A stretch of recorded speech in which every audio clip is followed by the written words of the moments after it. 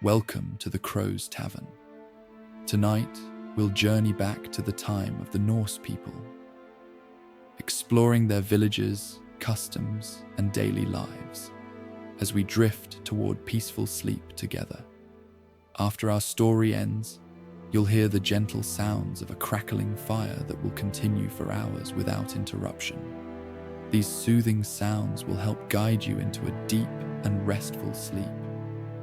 Now let us begin our journey into the Viking world and allow the ancient tales to carry you towards slumber.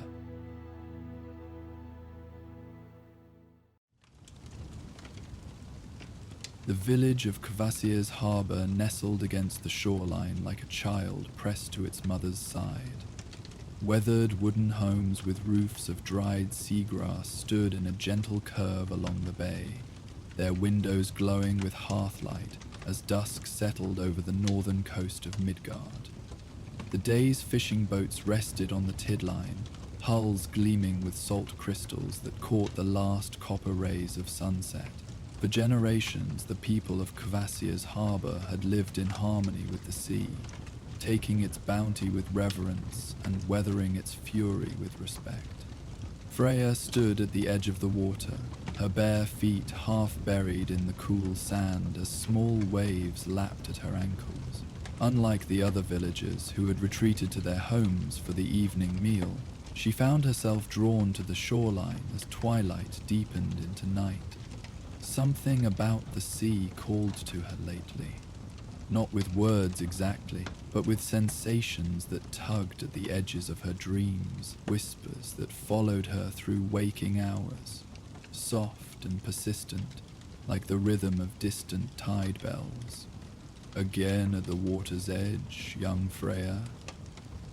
The voice of Elder Halvi carried from behind her, gentle but knowing. The old woman was the village's lawkeeper, the living repository of their histories and traditions. Her hair was the color of sea foam, her eyes as deep and changeable as the ocean itself. Freya turned, offering a small smile. The sea feels different tonight. Can you sense it? The old woman joined her at the shoreline, her weathered hand resting lightly on Freya's shoulder. Aye, child. The waters speak more clearly on such nights, when the moon hangs full and low over the horizon. Halvi gazed out at the darkening waves, where the first glimmers of starlight reflected like scattered silver coins.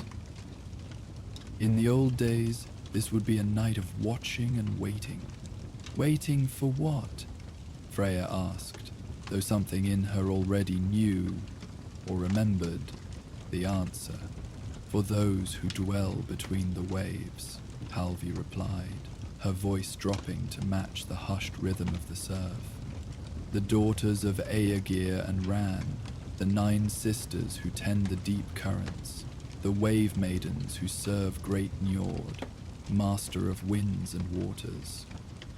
She pointed toward the horizon, where the full moon now climbed above the sea, casting a shimmering golden pathway across the dark waters. On such nights, they would sometimes rise to renew the ancient pact between our people and the sea realm. Freya felt a shiver that had nothing to do with the cooling evening air. My grandmother used to sing about them. Songs about offerings left on the shore and blessings of calm waters. The memory came from early childhood, almost forgotten until this moment. Her grandmother's lined face illuminated by firelight as she sang soft melodies of saltwater promises. Indeed, Halvi nodded, her expression thoughtful. But it has been many years since the wave maidens have risen from the depths. Many years since our village has renewed its bond with Njord's realm. Perhaps too many years. She gazed meaningly at the wooden boats resting on the shore. Our catches grow smaller with each season. The storms come more frequently, with less warning. These are signs, Freya, that the old bargains may be fading. The moon continued its ascent, now fully separated from the horizon. Its light caught something in the distant waters, a flicker of blue where there should be only darkness, and silver reflections. Freya's breath caught in her throat as she pointed. Ella Halvi, look there. The old woman's eyes narrowed, then widened with recognition. By the All-Father's wisdom, she whispered, it cannot be. Out beyond the sheltered curve of the bay, the water began to glow, not with moonlight's silver or starlight's distant glimmer, but with an inner radiance that pulsed with life. A soft blue luminescence that spread in perfect circles, like ripples from an unseen stone dropped into the depths. The light deepened, brightened, rising toward the surface until the bay itself seemed filled with cold blue fire. "We come," Halvi said, her voice barely audible above the gentle washing of the waves. "After all these years, the wave maidens answer the moonlight's call once more." The glowing waters parted. First one figure emerged, then another, then a third, rising from the depths with otherworldly grace. They appeared as women formed from the sea itself, their bodies composed of translucent water that held its shape through some magic beyond mortal understanding. Their hair flowed around them like living seaweed, adorned with small shells and pearls that glimmered in the moonlight. Their eyes shone with the same blue radiance that illuminated the waters around them. More figures rose until 9 wave maidens stood upon the surface of the sea, their feet never breaking the water's tension. They moved toward the shore with the fluid motion of the tide itself, neither walking nor swimming, but simply flowing forward like living currents. Behind them, the waters continued to glow, transforming the bay into a pool of cold blue fire. Halvi dropped to one knee in the sand, bowing her head in respect. After a moment's hesitation, Freya followed suit, though she could not tear her gaze away from the approaching figures. They stopped some distance from the shore, hovering where the water remained deep enough to support their magical forms. The foremost of the wave maidens, taller than her sisters with a crown of coral and mother of pearl, raised a hand in greeting. When she spoke, her voice reminded Freya of shells tumbling in the tide, smooth, musical, yet carrying the weight of depths no human would ever explore. "People of Kvasir's harbor," the wave maiden called, her words somehow carrying clearly across the water despite her gentle tone. "Long has it been since we walked the threshold between sea and shore. Long has it been since your people remembered the ancient bond between Njord's realm and your own." Elder Halvi rose carefully to her feet, her hands trembling slightly as she performed a formal gesture of welcome. "Daughters of Aegir and Ran, servants of mighty Njord, we welcome your return to our shores. I am Halvi Thordotter, keeper of law for this village."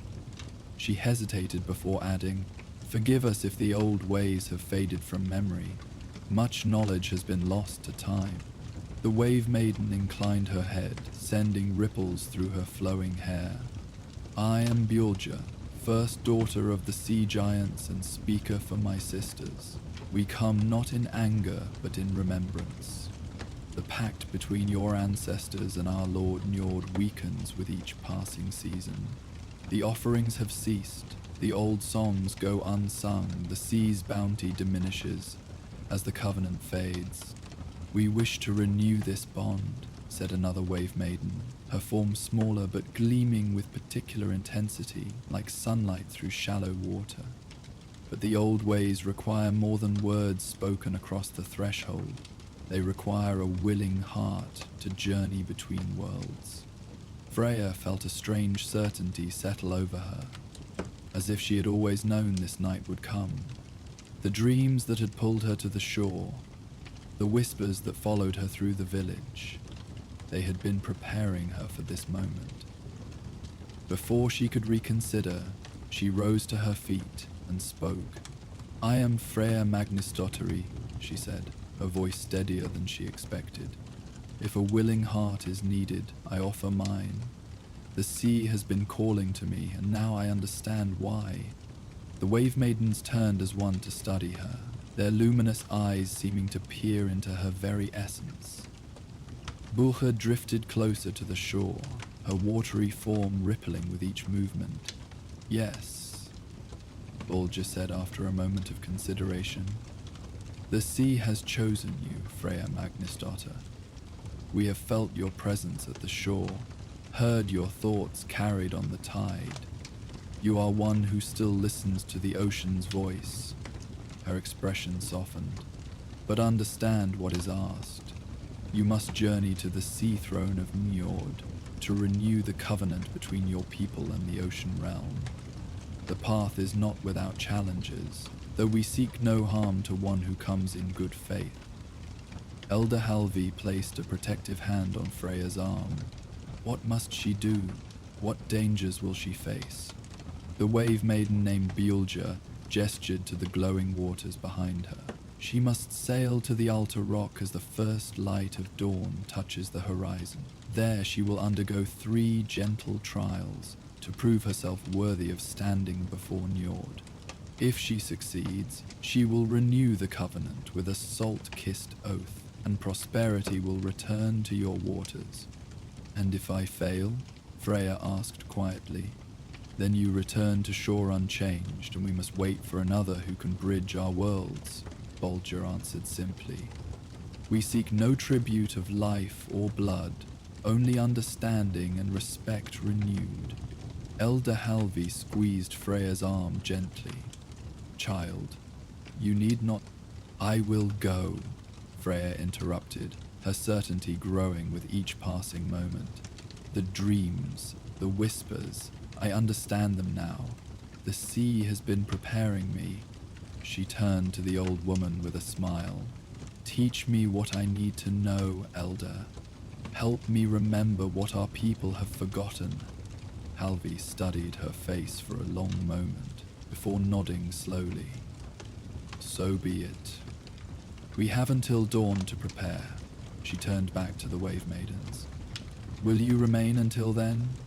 There are others in the village who should witness your return, who should remember the old covenant. Bulja conferred briefly with her sisters before responding. We will remain in the bay until moonset. Those who wish may come to the shore and renew their acquaintance with the daughters of the sea. She focused her luminous gaze on Freya once more.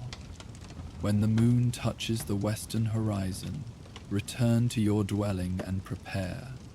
We will send a sign when it is time to begin your journey.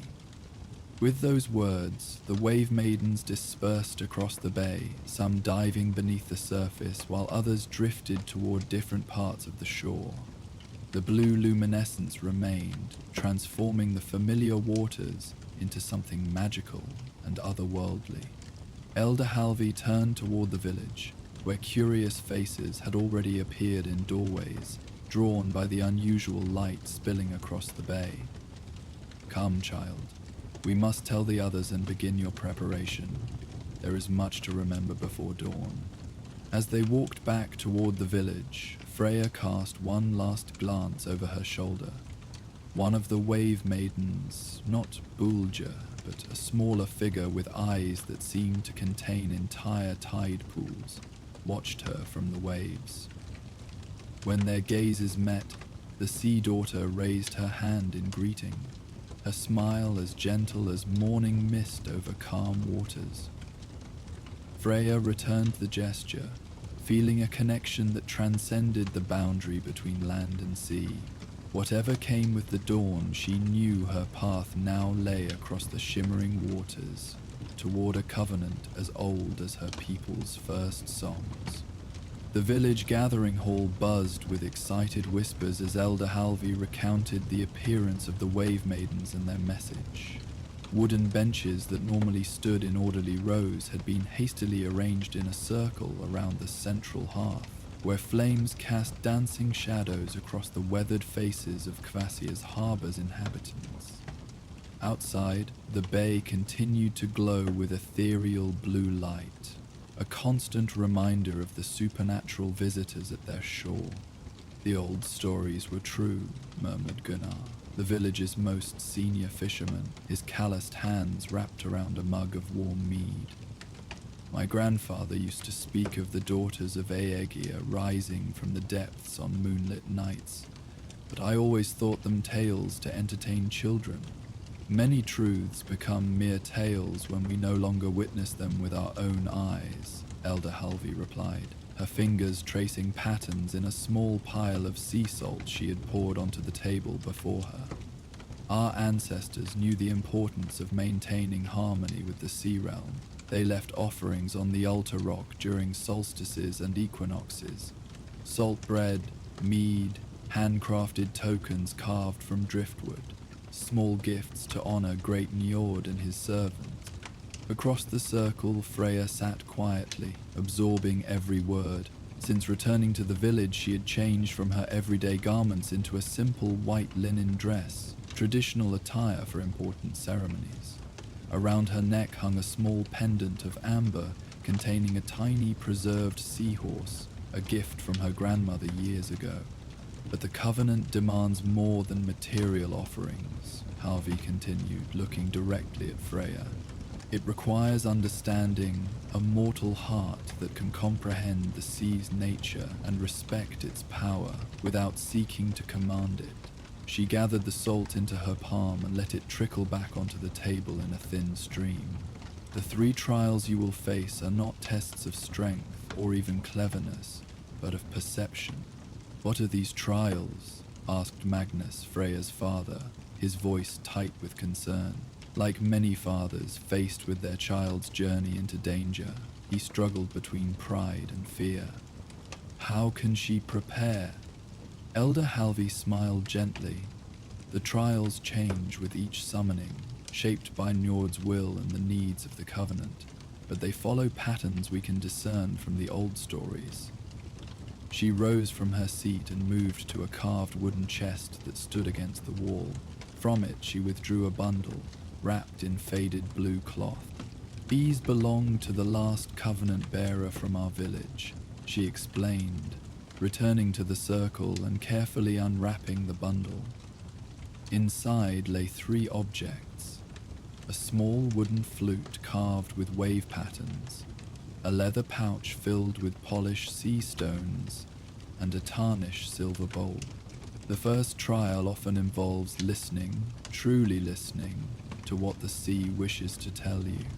Halvey lifted the flute and passed it to Freya. This may help you understand the voices of the waves. Freya accepted the instrument reverently, running her fingers over the intricate carvings.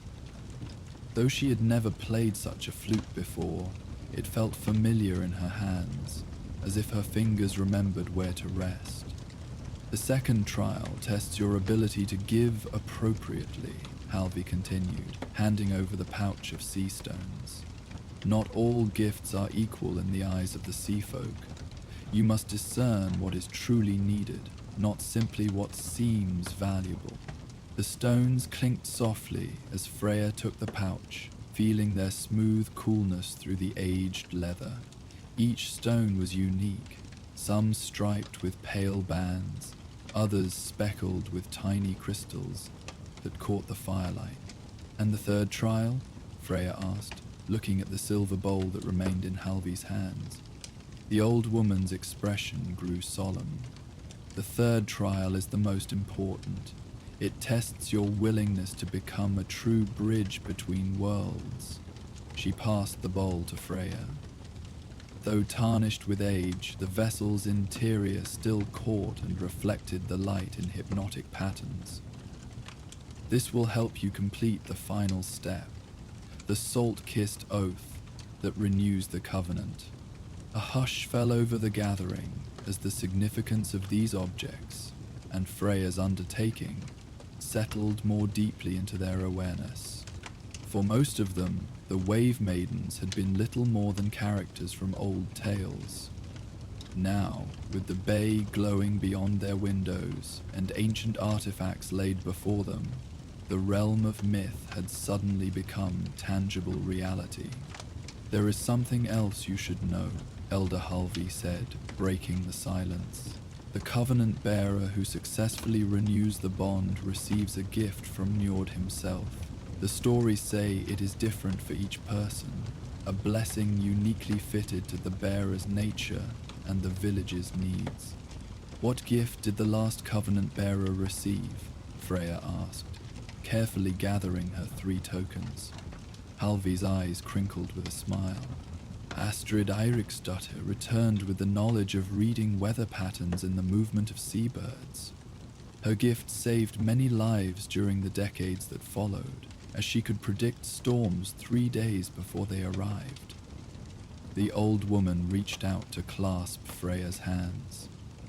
"Who knows what blessing you might bring back to Kvasir's harbor?"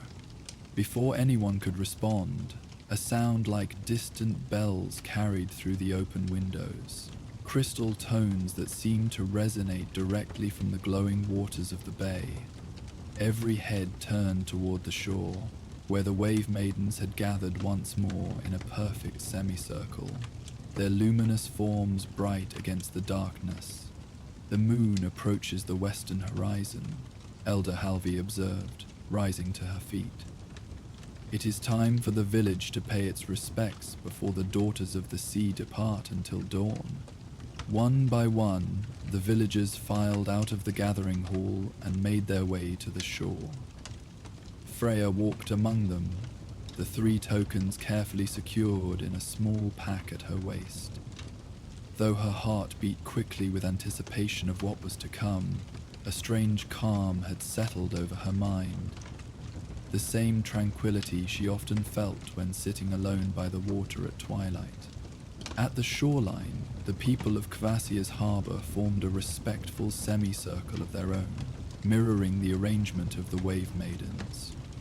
For a long moment silence prevailed, broken only by the gentle lapping of waves against the sand. Then, without any visible signal, Elder Halvi began to sing.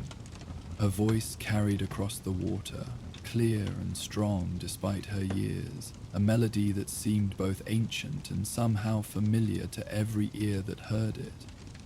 After the first verse, others joined in hesitantly, fragments of memory connecting to form a song nearly lost to time.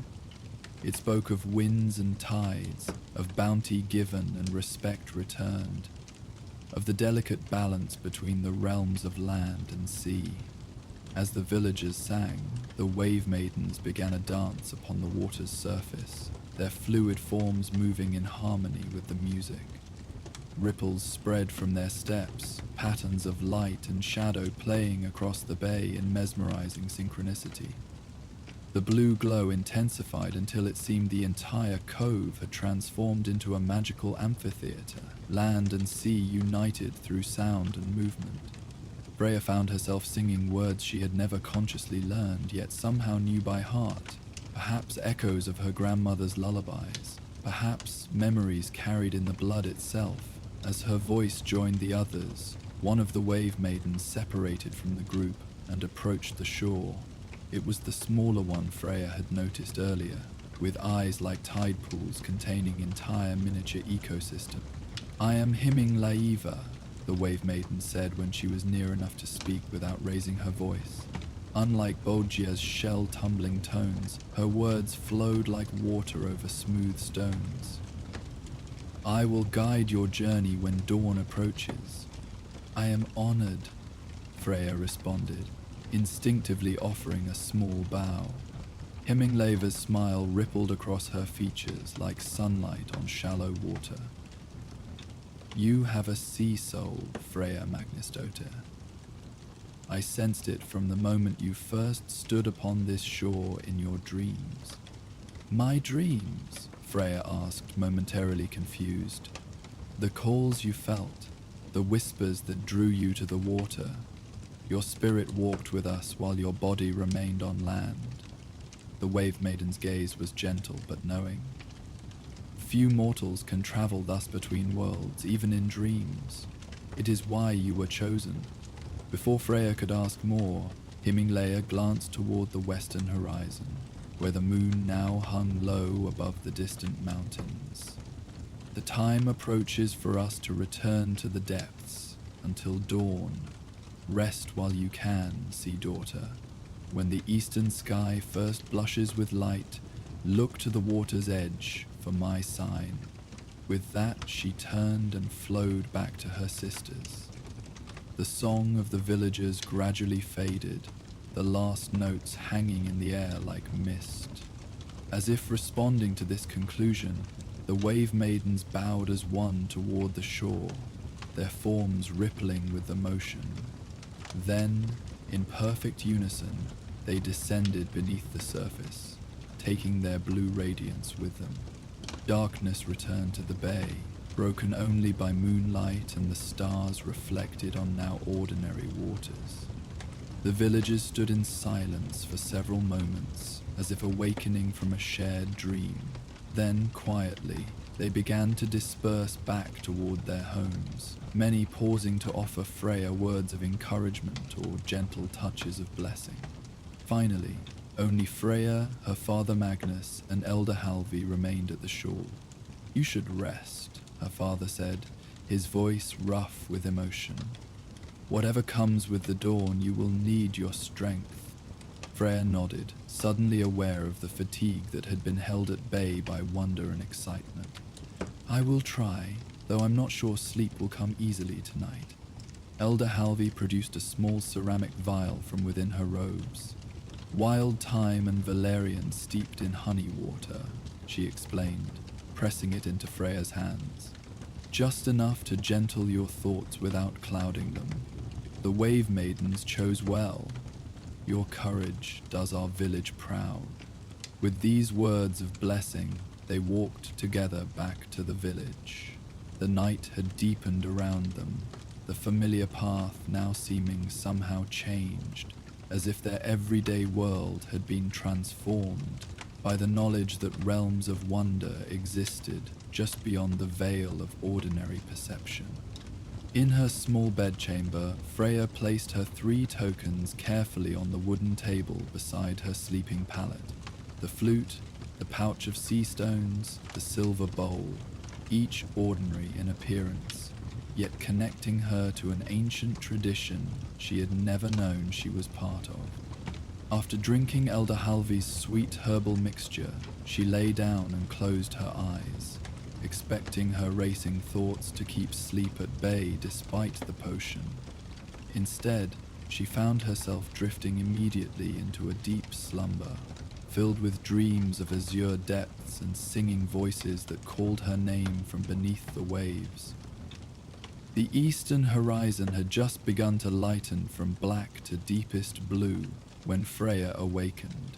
For a moment she lay still, uncertain what had drawn her from sleep so precisely at this hour. Then she noticed it. A faint blue glow emanating from beneath her door, pulsing gently like a heartbeat. Moving quietly to avoid waking her parents in the adjacent room, Freya dressed in the white linen garment from the previous evening. She secured her grandmother's amber pendant around her neck and gathered the 3 tokens into her pack. Then, with a deep breath to steady herself, she opened the door. A small globe of blue light, similar to the glow that had surrounded the wave maidens but concentrated into a perfect sphere, hovered in the main room of the cottage. When Freya appeared, it drifted toward the outer door, clearly inviting her to follow. She moved through the silent house, pausing only to leave a small carved wooden token, a simple wave pattern, on the table where her parents would find it when they woke. A traditional farewell gesture among her people, signifying a journey undertaken with purpose rather than in flight.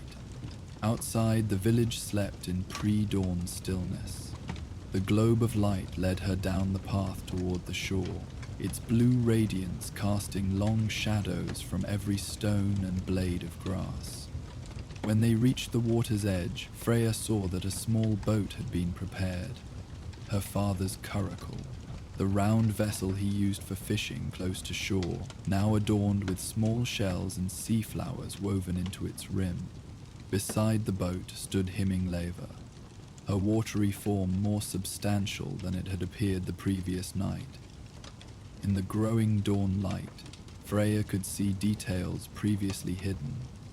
The delicate gill-like structures behind her ears, the webbing between her fingers, the tiny fish that swam within the translucent currents of her flowing hair. "The morning awakens," Himingleva greeted her, voice melodious as a gentle brook. "Are you prepared for your journey, Freya of the sea dreams?" Freya touched the pack at her waist, confirming the presence of her tokens. "I believe so," she answered, surprisingly calm despite the enormity of what lay ahead. "Where must I go?" Himingleva gestured toward the mouth of the bay, where a solitary rock formation rose from the water, its peak just visible in the dim pre-dawn light. "The altar rock awaits beyond the bay's embrace. Once your ancestors knew the path well, for they traveled it with each turning of the seasons." Her tide pool eyes reflected the growing light. "I will guide you through waters now unfamiliar to your people." The wave maiden gestured to the coracle. "Your vessel has been blessed by my sisters while the village slept. It will bear you safely, though you must be the one to guide it with your own hands."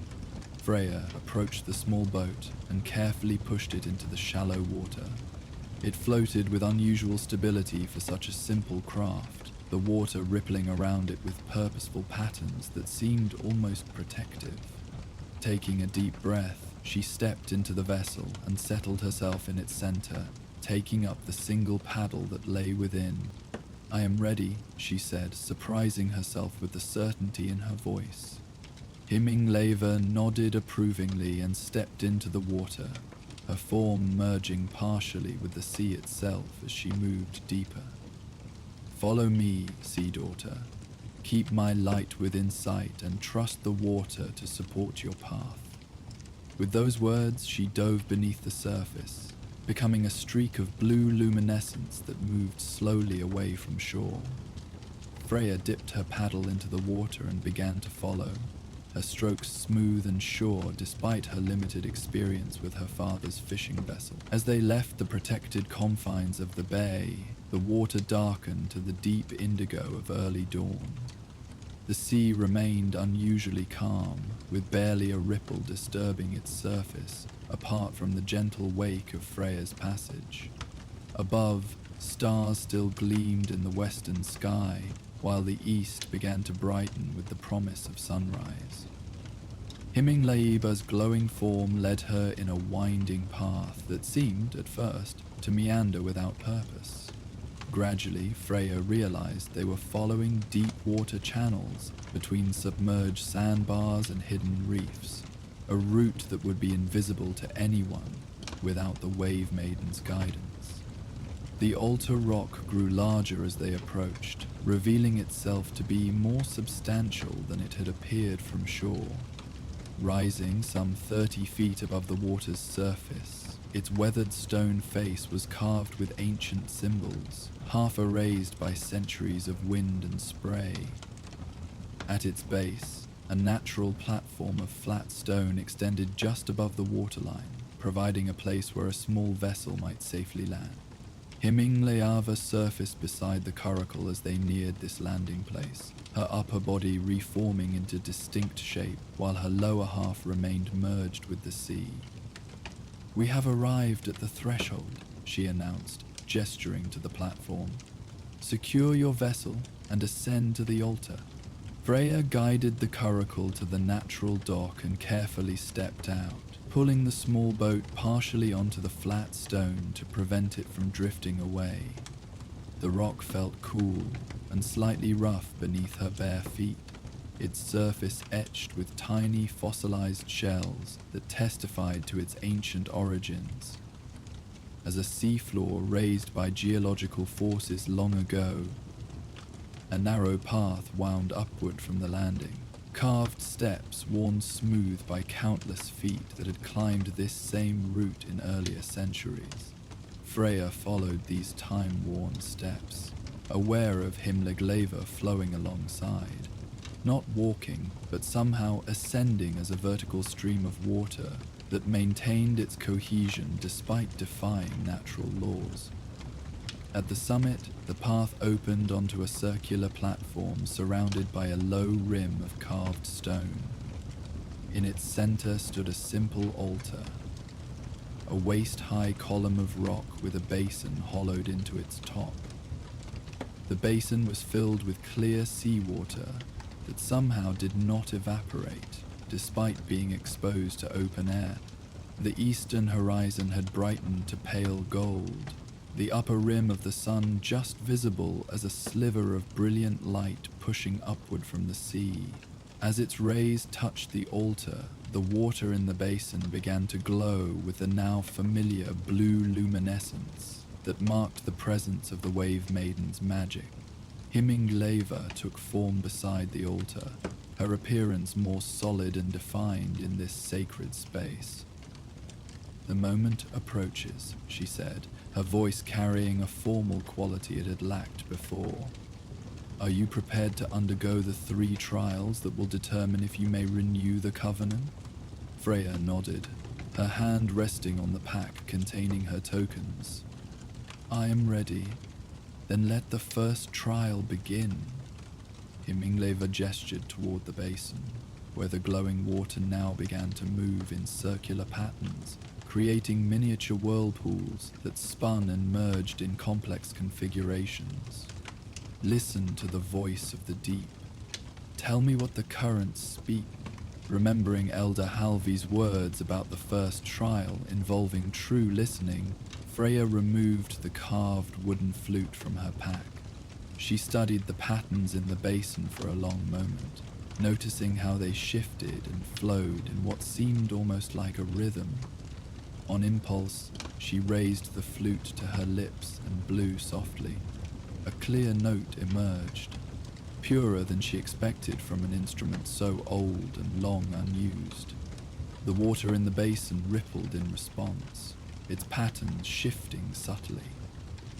Encouraged, Freya played another note, then another, allowing instinct to guide her fingers as they covered and uncovered the flute's small holes. The melody that emerged was nothing she had consciously known, yet it flowed from the flute as naturally as breath itself. It rose and fell like the tide, circled like eddies in a tide pool, surged like waves against the shore. As she played, the patterns in the basin synchronized with her music, the water moving in perfect harmony with each note. After what might have been minutes or hours, time seemed fluid in this liminal place. Freya lowered the flute. The water in the basin settled into a single, stable pattern, concentric circles rippling outward from the center, like the rings that spread from a stone dropped into a still pond. "You have heard well," Himlegleva said, her voice soft with appreciation. "The currents speak of connection, how a single action can affect waters far distant, how all parts of the sea move in relationship with each other."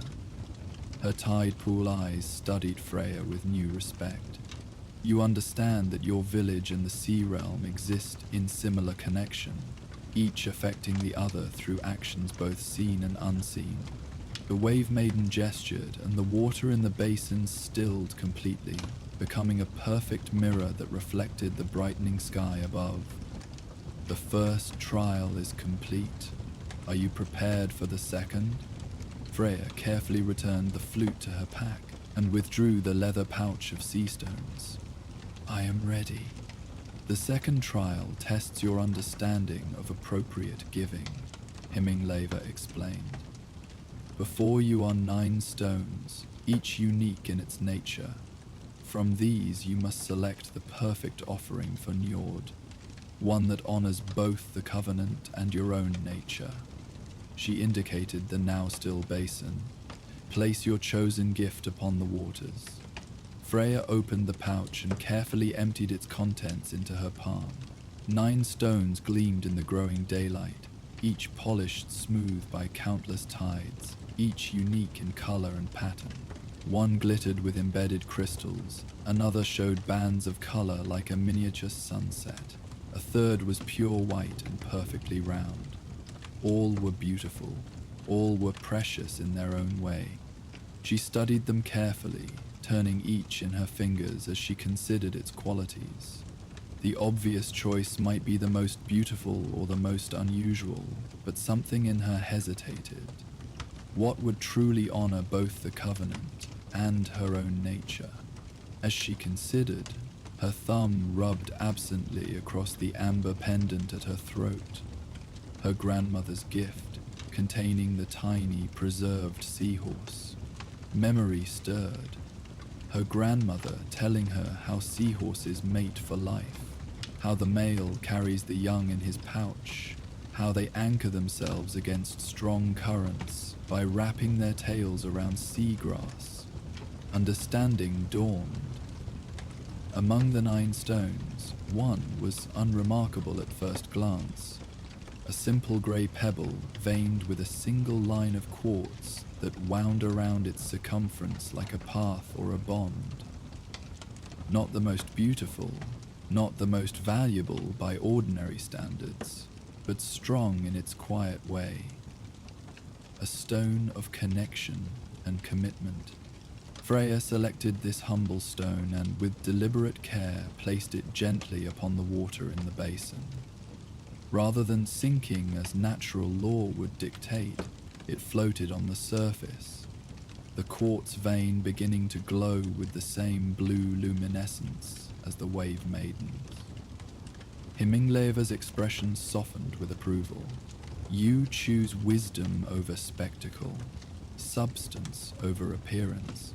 This pleases Njord, who values steadfast commitment above momentary grandeur. She touched the floating stone with one fluid finger, causing ripples to spread across the basin. The second trial is complete. Now comes the third and most important test. The water in the basin began to drain away through some unseen channel, leaving only the stone Freya had offered, now resting at the bottom. Himingleva gestured for Freya to place the silver bowl upon the altar beside the basin.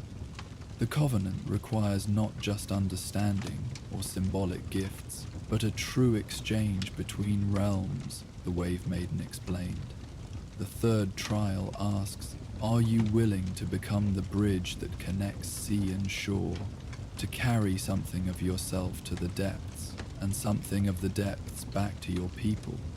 Freya placed the tarnished silver bowl upon the altar. In the growing daylight, she could now see that its inner surface was engraved with intricate patterns, similar to those on the altar itself. Spirals and waves that seemed almost to move when viewed from different angles. I am willing, she said, feeling the truth of these words resonate deep within her. Himingleva nodded solemnly. Then complete the salt-kissed oath.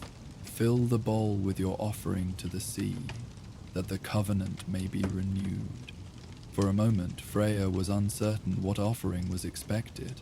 She had brought no additional gifts beyond the 3 tokens, and the stone had already been given. Then understanding came, not from reason but from that deeper knowing that had guided her throughout this journey. She raised her hand to her face and brushed away tears she hadn't realized were falling. Tears of emotion from all she had experienced. Tears of connection to something greater than herself. These drops she caught in the silver bowl, where they gathered in its center, shimmering in the first true light of dawn. I offer the waters of human emotion, she said, words coming from that same place of deep knowing. Joy and sorrow, fear and courage, longing and fulfillment, the tides that move within us as your currents move within the sea. Let these waters bridge our worlds, binding human and ocean realm in mutual respect and care. As the last word left her lips, the first full rays of sunrise crested the horizon, striking the altar directly. The teardrops in the bowl began to glow, not with the blue light of the wave maidens, but with golden radiance like captured sunlight. They expanded, filling the bowl with luminous liquid that moved with currents of its own. Himliga's expression was one of wonder and profound satisfaction. "The offering is accepted," she said, her voice carrying the formal cadence of ancient ritual. "The covenant is renewed through your understanding heart." She gestured to the silver bowl. "Now drink from the waters of exchange, that you may carry the sea's blessing back to your people." Freya lifted the bowl with steady hands and raised it to her lips. The liquid tasted of salt and sunlight, of depths and distances beyond human knowing. It carried memories not her own, vast migrations of white-winged seabirds, the slow dance of underwater forests, the songs of creatures that had never seen the sky. It showed her patterns of tide and current, the language of waves and weather, secrets written in the movement of clouds and the flight of gulls. When she lowered the empty bowl, Freya found herself changed. Not visibly, perhaps, but fundamentally. The world around her seemed more vivid, more connected. She could feel the rhythm of the tides in her own heartbeat, sense the weather gathering far out to sea, understand the stories told by wind and water in ways that transcended ordinary human perception. "You have completed all trials and sealed the covenant with the salt-kissed oath," Himinglea declared, her voice carrying across the water around the altar rock. "What was broken is now mended, what was forgotten is now remembered." As if in response to her words, the sea around the rock formation began to glow once more with blue luminescence. One by one, the wave maidens rose from the depths, forming a circle around the sacred place.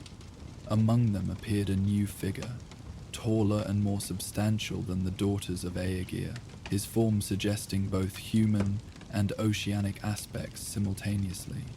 His beard flowed like sea foam around a face weathered by countless storms, yet kind in its fundamental nature. His eyes held the green moon depths of the ocean itself, and his crown was fashioned of coral and pearl. In one hand he carried a staff of polished driftwood, adorned with shells from the deepest trenches. "Njord," whispered Freya, recognizing the sea god from the ancient tales without needing to be told. The god inclined his head in acknowledgement. When he spoke, his voice reminded her of the distant thunder of waves against cliffs, powerful yet somehow comforting in its constancy. "Covenant-bearer," he greeted her. "You have renewed the bond between my realm and your people with wisdom and true understanding. The bounty of the sea shall return to your waters. The fish shall swim once more in abundance. The storms shall give fair warning before they break upon your shores." He raised his staff, touching its tip gently to Freya's forehead. "And to you, bridge between worlds, I grant the blessings suited to your nature and your village's need. You shall ever hear the sea's voice, understanding its moods and messages.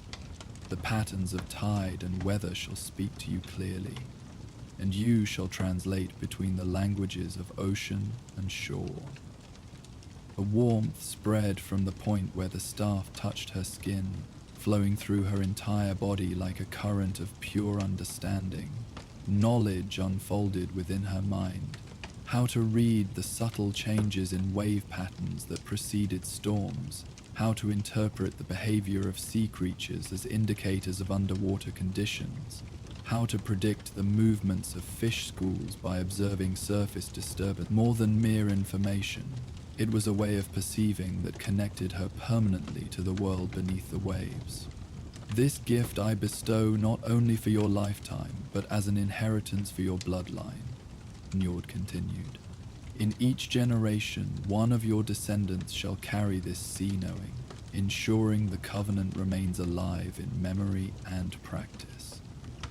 He lowered his staff and stepped back, his form already beginning to blur at the edges as he prepared to return to the depths. Go now, with the blessing of the sea realm. Return to your people and share what you have learned. The wave maidens began to descend one by one, their luminescence fading as they rejoined the greater ocean. Last to depart was Himingleva, who approached Freya with something cradled in her watery hands. A token to remember your journey, she said, presenting a small object that gleamed with pearlescent light. It was a shell unlike any Freya had seen before, spiraled like a nautilus, but with translucent walls that shimmered with all the colors of sea and sky combined. When held to the ear, it carries not just the echo of waves that ordinary shells provide, but true messages from our realm when we have need to speak with yours. Himingleva explained. Keep it safe, sea daughter. Though your trials are complete, our connection has only begun. With these words, she too slipped beneath the surface, leaving Freya alone atop the altar rock with the silver bowl, the shell, and the grey stone with its quartz vein still glowing faintly in the now empty basin. The sun had fully cleared the horizon, casting golden light across waters that had returned to their ordinary appearance. Yet Freya knew the sea would never again seem truly ordinary to her eyes, now that she had glimpsed the wonders it contained. Gathering her tokens and the gifts she had received, she made her way down the worn stone steps to where her coracle waited. The journey back to shore seemed both shorter and richer than the outward voyage had been, each passing wave now carrying meaning she could interpret, each current revealing patterns she could read like words on a page. As the boat rounded the point of land that marked the entrance to Kvasir's harbour, Freya saw the entire village gathered at the shoreline. They stood in respectful silence, watching her approach. Elder Halvi at their centre, Freya's parents just behind her with expressions poised between anxiety and wonder. When the coracle's bottom scraped gently against the sand, Magnus rushed forward to help his daughter ashore. The moment her feet touched land, a great cheer rose from the assembled villagers. Not just celebration of her safe return, but recognition of something more profound. Even without words of explanation, they sensed the change in her, the blessing she carried back from the threshold between worlds. Elder Halvi stepped forward, her weathered face bright with joy. The covenant is renewed, she stated, reading the truth in Freya's eyes. It is, Freya confirmed, reaching into her pack to show the shell Himingleva had given her. It caught the morning light, sending rainbow patterns dancing across upturned faces. The wave maidens will return with each solstice and equinox, ready to receive the villagers' tokens of respect. And she paused, still adjusting to the knowledge that flowed within her. I can now hear what the sea wishes to tell us, about weather and tides, about fish and their movements, about the right times for sailing and the moments to remain safely ashore. A murmur of appreciation rippled through the crowd. In a community that lived by the sea's bounty and feared its fury, such knowledge was more precious than gold. The blessing extends beyond my lifetime, Freya continued, meeting her father's gaze directly. In each generation, one of my bloodline will inherit this sea knowing, ensuring the covenant remains strong. Magnus's eyes filled with tears of pride as he embraced his daughter. The gods chose well, he said simply, his voice rough with emotion. The villagers surged forward then, eager to welcome Freya home and hear the full tale of her journey. But Elder Halvi raised a hand, creating space around the returned covenant bearer. There will be time for stories, the old woman announced. For now, let us honor the renewed covenant with a ceremony of our own. She gestured toward the gathering hall. The morning meal has been prepared as a feast of thanksgiving. Afterward, Freya will share all that has transpired at the altar rock. As they made their way up from the shore, Freya found herself walking beside Elder Halvi. The old woman studied her face with knowing eyes. "You are changed," she observed quietly. Freya nodded, watching a gull wheel overhead and understanding from its flight pattern that a school of fish had entered the bay, knowledge that came to her as naturally as breathing. "I am the same, yet not the same," she replied. "I remain Freya Magnusdottir, yet I am also something more, a bridge between realms." "Such is the way with those who walk between worlds," Harvey said with a smile. "Neither fully of the land nor fully of the sea, but belonging to both in your own way." She patted Freya's hand gently. "It can be lonely at times, this in-between existence. Remember that even bridges must have foundations on both shores they connect." Freya considered this wisdom as they continued toward the village, where smoke rose from cooking fires and children ran ahead to spread news of her return. The loneliness Halvi spoke of, she could sense its possibility already in the way she now perceived aspects of the world invisible to others around her. Yet as she listened to the distant rhythm of waves against the shore, feeling their echo in her own heartbeat, Freya found herself at peace with this new reality. She had always been drawn to the boundary between land and sea, had always felt the ocean's call in her dreams. Now she understood why she had been born for this role, shaped by forces beyond ordinary understanding, to become a living covenant between human and ocean realm. The shell in her pack hummed softly against her side, as if affirming these thoughts. Freya touched it through the fabric, feeling its subtle vibration respond to her awareness. Not alone, then. Never truly alone, with the sea itself as her constant companion, and the wave maidens as her otherworldly kin. Ahead, the village of Kvasir's harbour welcomed its daughters home, both the familiar young woman who had departed at dawn and the covenant-bearer she had become.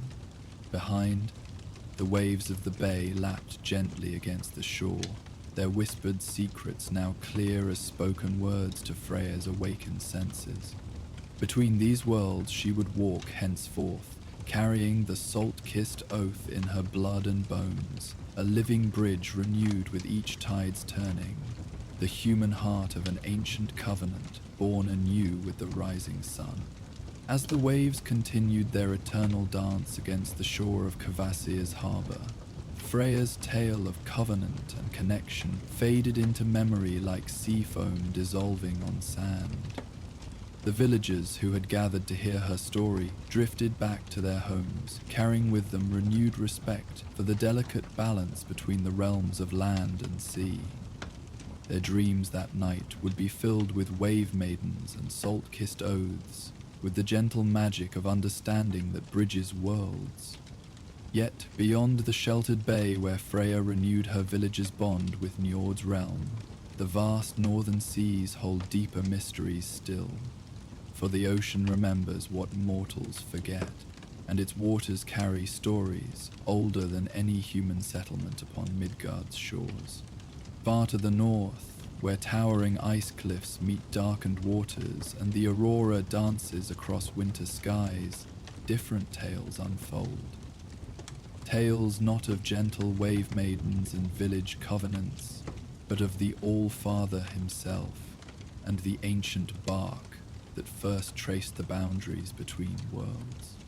Let your mind now drift with the currents, following the path of a weathered piece of driftwood as it journeys from Kvasir's harbour into the open sea.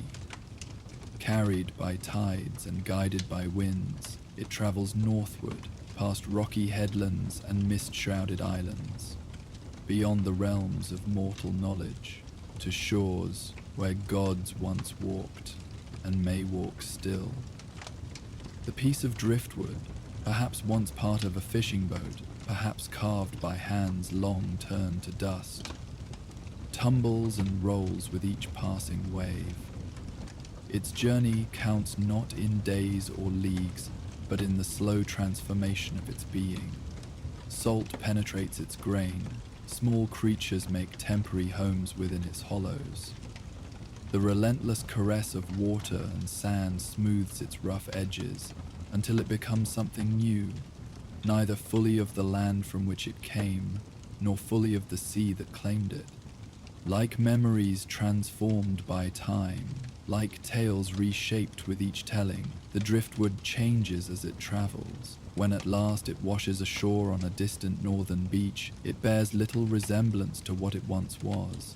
Yet within its weathered form, traces remain of its origin, rings that count years of growth, marks of tools that shaped it for human purpose, echoes of its former existence preserved despite transformation.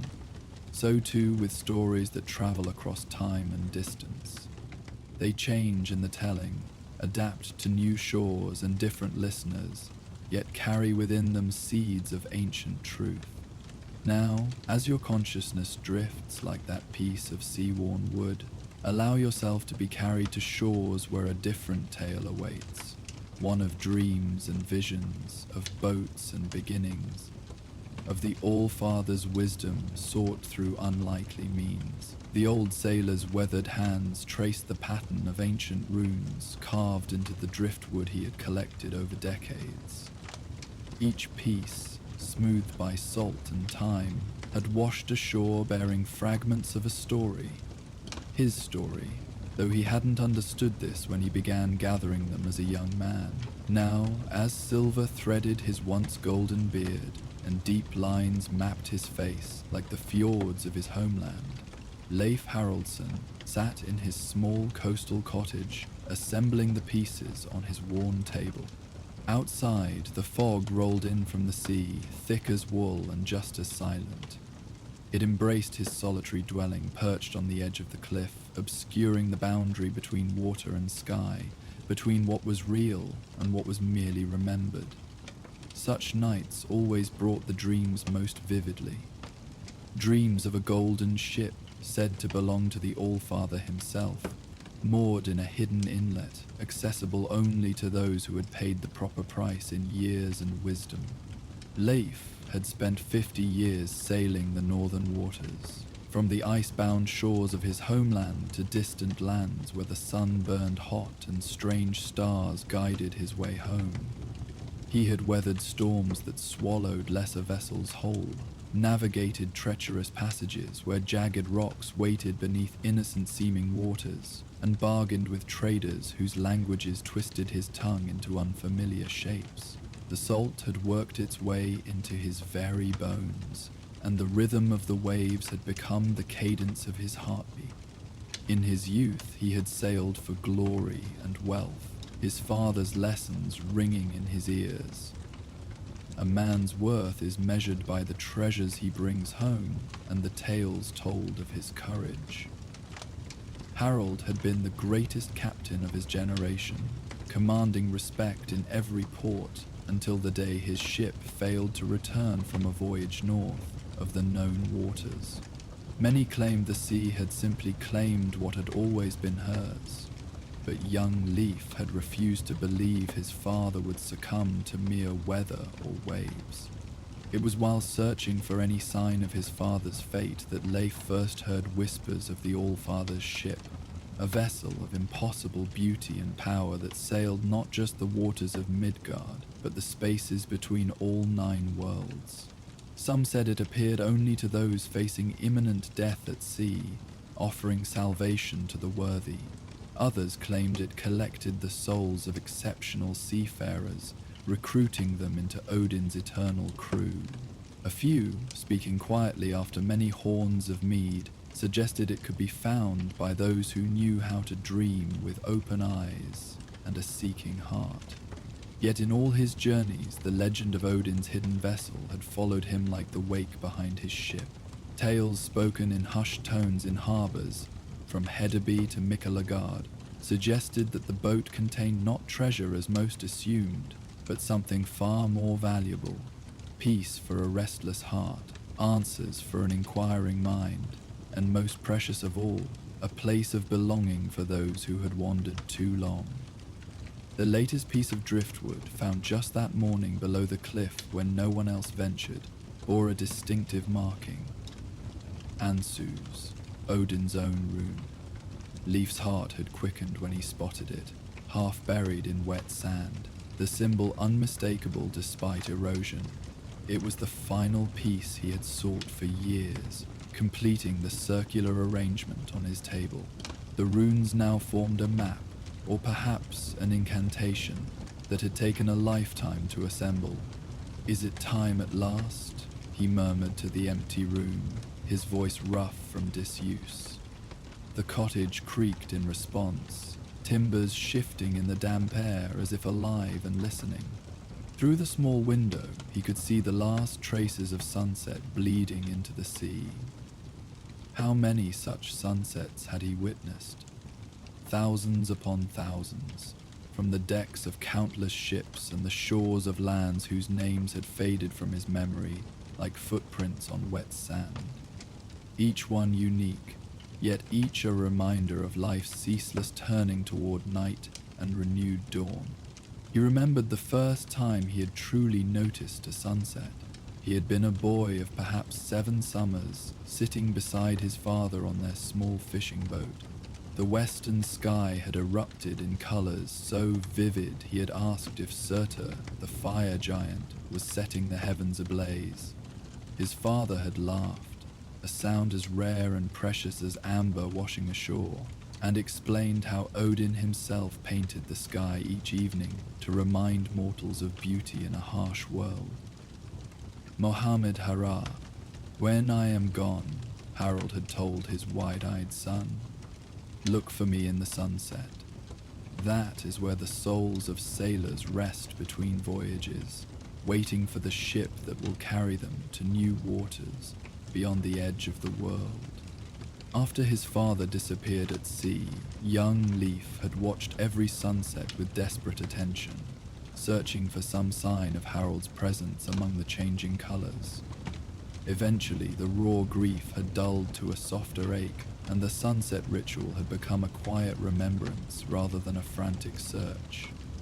Now, in his old age, Leif wondered if tonight's sunset, particularly vivid despite the gathering fog, might be his father reaching across the veil at last, guiding him toward their reunion.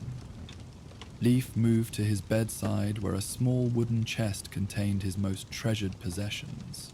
From it, he withdrew a leather pouch worn smooth by decades of handling. Inside lay 9 stones, each bearing a rune painted with his own blood many years ago, when he had first understood his quest.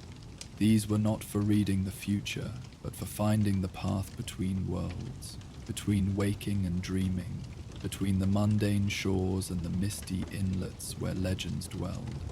The ritual was simple, passed to him by an ancient vulva when he was barely more than a boy. The seeress had fixed him with milky blonde eyes and spoken of a destiny written in salt and stars. You will seek the All-Father's boat all your days, Leif Haraldsson, and only when your beard matches the foam on the waves will you be ready to find it. He arranged the 9 stones in a circle around his bed, each positioned to align with the driftwood map on his table. Then, with deliberate movements, he removed his boots and outer garments, changing into a simple linen shift embroidered with protective symbols, his mother's final gift before she joined his father in the realm beyond the northern lights. Leif settled onto his simple bed, hands crossed over his chest in the manner of those prepared for the journey to Valhalla. Tonight, if the signs spoke true, he would dream the final dream and find the hidden ship at last. Outside, the fog pressed against his windows like a curious ghost, and the distant sound of waves against the cliffs became a rhythm matching his slowing heartbeat. He closed his eyes, murmuring the words taught by the vulva so long ago. Between worlds I walk, between breath and stillness I travel. Guide me to the golden ship, all-father of wisdom and wandering. Sleep came gradually, then suddenly, the way the tide first kisses the shore with gentle, exploratory waves before rushing in to claim the beach with unstoppable force. Leif felt himself drifting, his consciousness separating from his body until he viewed his own sleeping form from above, a weathered vessel temporarily abandoned while his spirit sailed different waters. The cottage dissolved around him, replaced by swirling mist that obscured and revealed in equal measure. Leif found himself standing on a shore he both recognized and did not, the familiar curve of his own cove transformed by moonlight and magic into something older and more primeval. The cliffs rose higher than in waking life, their faces etched with colossal runes that glowed with subtle blue light when the mist parted enough to reveal them. At his feet the water lapped gently, each wave briefly illuminating smaller runes beneath the surface, creating patterns that shifted and reorganized with each successive swell. Drawn by an instinctive understanding, Leif knelt and traced his finger through the foam at the water's edge. The sea responded immediately, the nearest runes brightening to create a pathway leading outward into the fog-shrouded bay. The path reveals itself only to those patient enough to read it, came a voice like stone grinding against stone. Leif turned to find a raven perched on a nearby rock, its feathers iridescent black in the strange light, its eyes reflecting wisdom far beyond that of an ordinary bird. He recognized it immediately for what it must be. One of Odin's own, either Hugin or Munin, thought and memory incarnate.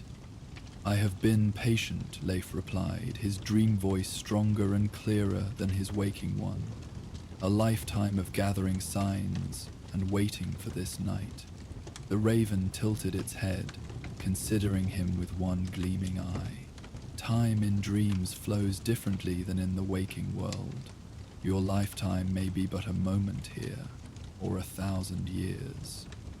Are you certain you wish to follow where these runes lead?" Leif gazed out at the glowing pathway stretching into the mist. "I have sought Odin's ship since I was young enough to believe finding it would bring me glory. Now I seek it, knowing it may bring only an ending. Either way, my course was set long ago." The raven made a sound that might have been approval. "Then you will need a vessel to follow the signs. Even in dreams, one cannot walk upon water without consequence." As if summoned by the raven's words, a small wooden boat appeared at the water's edge. Not the magnificent ship of legend, but a simple rowboat crafted from the same driftwood that Leif had collected over decades. He recognized pieces of it, the gunwale carved from wood found after his first great storm at sea, the seat made from timber salvaged when his father's longship finally surrendered to age and salt, the stern piece discovered the day he decided to cease his wandering and build his cottage by the cliff. "My life assembled into a vessel," Leif murmured in understanding. "Our journeys are made in boats of our own making," the raven replied cryptically. "Now row, dreamer. The tide of this night will not wait, and the path may vanish with the turning of the moon." Leif hesitated, a lifetime of caution making him study the small craft once more. Will this vessel hold against the currents between worlds? It seems fragile for such a journey. The raven's laughter sounded like stones sliding down a mountainside. "The strongest ships are not always made from the thickest timber, dreamer. This boat has been shaped by your years, tempered by your sorrows, strengthened by your joys. It bears the invisible marks of every hand that touched your life, your father's guidance, your mother's care, the comrades who stood beside you in storm and calm. Such a vassal may appear humble to mortal eyes, yet it will sail true when grander ships falter." These words settled something within Leif's spirit. He ran his weathered hand along the boat's prow, feeling the subtle warmth of wood that seemed almost to pulse beneath his touch. Every piece told a fragment of his story. Here a plank that recalled his first command. There a timber reminiscent of the ship that had carried him to distant trading ports, where strange spices perfumed the air and unfamiliar constellations wheeled overhead. "I recognize you now," he whispered to the humble craft. "We have always sailed together, though I knew it not." Leif pushed the boat into the gentle waves and climbed aboard, finding oars worn to fit his hands perfectly, though he had never seen them before. They felt like extensions of his arms, responsive to his slightest intent. The craft settled into the water, as if it had always belonged there, responding to his touch with the familiarity of an old friend. He began to row, following the submerged runes that brightened as he approached and faded once he passed. The raven launches itself from the rock and flies overhead, sometimes disappearing into the mist, only to emerge again when Leif questions his direction. Its wings cut through the fog like dark blades, leaving momentary tunnels of clarity that close as quickly as they form. Leif finds himself following these temporary openings, trusting the bird's guidance when his own senses become confused by the shifting boundaries of this dream scene. "The veil thins here," calls the raven from somewhere above, its voice seeming to come from multiple directions at once. "We approach the boundaries that separate dreaming from waking, memory from prophecy, past from future." As if in response to these words, the mist around Leif's boat begins to change character. No longer a uniform grey blanket, it now swirls with subtle colours, hints of blue and gold, flashes of green and purple, colours that seem to correspond with his own shifting emotions. When a particular memory surfaces in his mind, his first successful voyage as captain, the fog momentarily glows with triumphant amber. When he recalls the bitter winter he spent icebound in a northern harbour, fighting to keep his crew alive until spring, the surrounding mist darkens to the deep blue of twilight on snow. "The fog mirrors your journey," explains the raven, now perched temporarily on the prow of his small boat. "In this place, inner and outer realities converge. What you have carried within now manifests without." Leif understands this to be true, as faces begin to form and dissolve in the mist around him. Companions long dead, lovers left behind in distant ports, rivals whose challenges had shaped his growth as a sailor and a man. None fully materialize, remaining impressions rather than apparitions, yet each evokes emotions that further influence the color and movement of the surrounding fog. "I carry more than I realized," Leif murmurs, watching a particularly vibrant swirl of deep violet that accompanies the memory of his mother, singing him to sleep during a terrifying storm when he was very young. "Our souls are vessels," replies the raven sagely. "Some carry cargo they never inventory until the final harbor approaches." The shoreline recedes behind him until it is just another shadow in the fog, indistinguishable from the dreamscape surrounding him. Time becomes fluid and uncertain. He might have been rowing for minutes or hours when the mist suddenly thickens until he can barely see the oars breaking the surface before him. "Keep faith with the path," called the raven from somewhere above. "The veil between worlds grows thinnest here." Leif continued rowing steadily, trusting the pattern of runes more than his own senses. The water beneath his boat deepened from shallow coastal green to midnight blue, yet remained perfectly clear, allowing him to see far below where strange shapes moved in the depths, some resembling the sea creatures he had encountered in his sailing days, others more like the fantastical beasts depicted in the carved prows of ceremonial ships. One shadow grew larger as it ascended from the depths, resolving into a whale of impossible magnitude. Its body stretched longer than any vessel Leif had ever captained, its skin etched with the same runic patterns that guided his path. As it rose, the massive creature carefully kept pace beneath Leif's small boat, close enough that he could see the ancient wisdom in its enormous eye when it rolled to look at him, yet never disturbing his craft with its movement. "The navigator remembers you," said the raven, now perched on the prow of his boat. "You once spared a whale calf caught in your nets at the cost of a season's catch." Leif vaguely recalled the incident, a summer voyage when he was first captain of his own trading vessel, barely 30 winters old. The choice had nearly brought mutiny from his crew, but something about the calf's frightened eye had made the decision inevitable. "I didn't expect to be remembered for it," he told the raven, watching as the great whale kept steady beneath them. "Our actions cast ripples across the 9 worlds," replied the bird. "Some return as waves to carry us when we least expect it." As if hearing the conversation, the whale exhaled a gentle spout that manifested not as water, but as luminous mist. This fog, unlike the obscuring banks surrounding them, illuminated a clearer path forward, the runes within it sharp and distinct. The great creature then descended silently back into the depths, its task completed.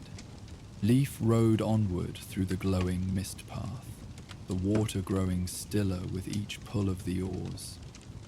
Eventually it became mirror smooth, reflecting stars that hadn't been visible earlier. He realized with a start that these weren't the stars of the waking world. Instead of familiar constellations, the heavens above displayed runic patterns, matching those guiding him through the water, as if he rode through the space between sky and its reflection. "We approach the boundary," croaked the raven, now sounding more solemn. "Few living men have crossed it with awareness intact." Before Leif could question this cryptic warning, the mist parted dramatically, revealing a sight that stole his breath despite all his years of anticipation. Before him floated a vessel of such perfection that it could only be the work of divine craftsmanship. Skid Bladnir, the legendary ship said to belong to Odin himself. Unlike the massive dragon ships that had once carried raiders across the seas, this vessel possessed an elegance that transcended mere function. Its hull gleamed golden in the starlight, the wood seemingly alive with internal radiance. Intricate carvings covered every surface, telling stories that shifted and changed as Leif tried to focus on them.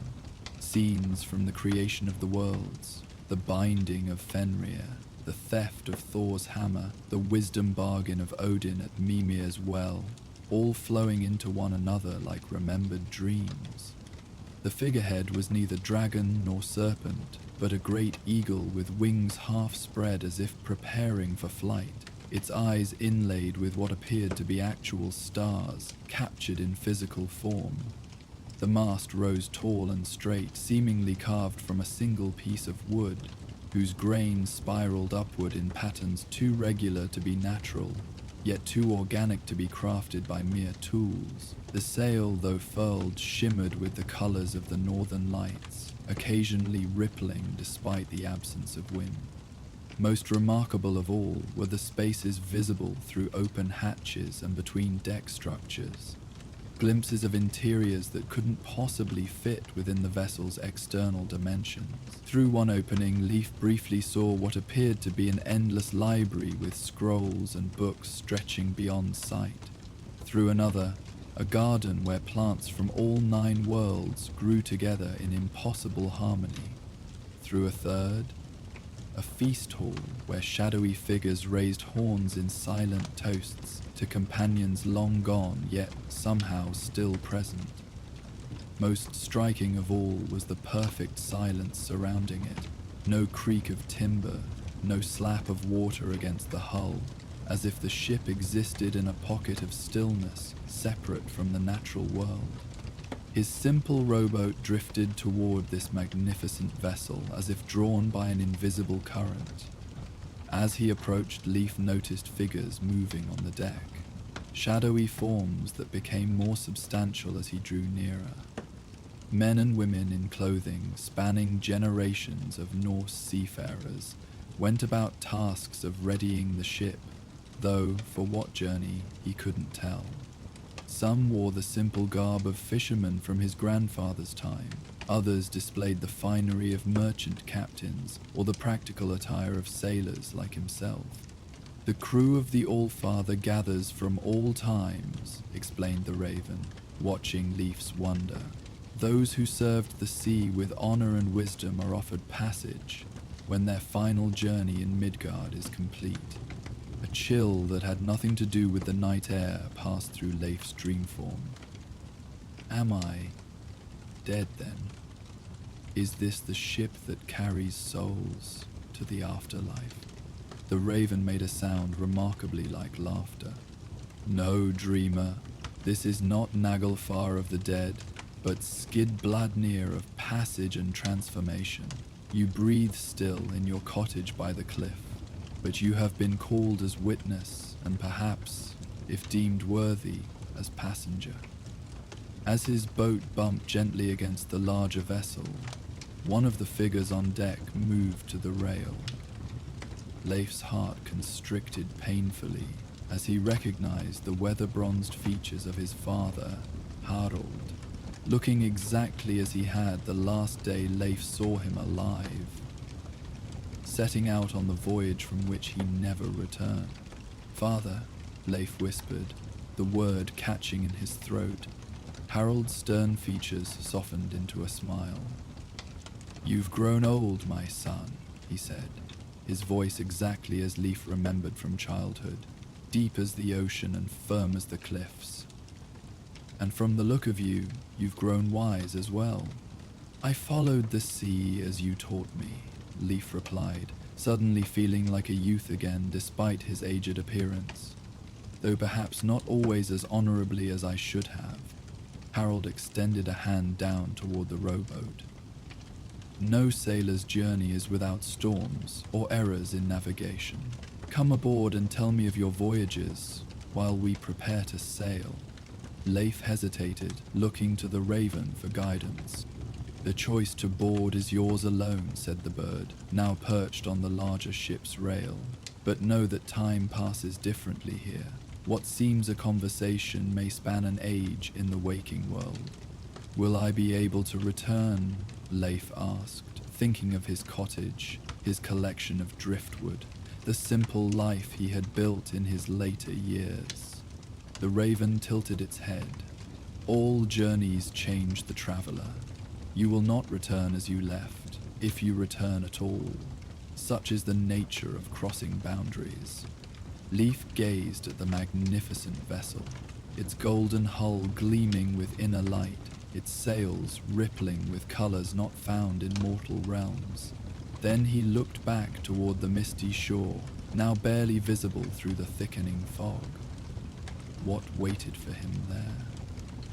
Days of solitude, watching the sea from his cliff, gathering more driftwood pieces to add to a collection that had already told him all it could. His few friends in the nearby village were kind but increasingly distant as age and differing experiences separated them. No family remained to mourn his passing when it eventually came. He had sailed the world's waters, seeking something he could never quite name. Adventure, wisdom, connection, purpose. Always he had moved on, driven by a restlessness he couldn't explain until age finally anchored him to his cliff-top cottage. Yet even there, his dreams had remained filled with endless horizons and unknown waters. "I have spent my life seeking this ship," Leif said finally, more to himself than to either his father or the Raven. To turn away now would make mockery of that search.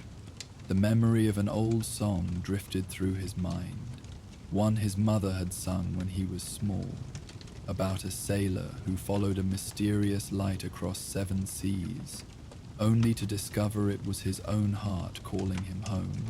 Perhaps all his wandering had been merely the circuitous route his life needed to take, to reach this moment of decision. Leif considered this warning, then looked again at his father's extended hand.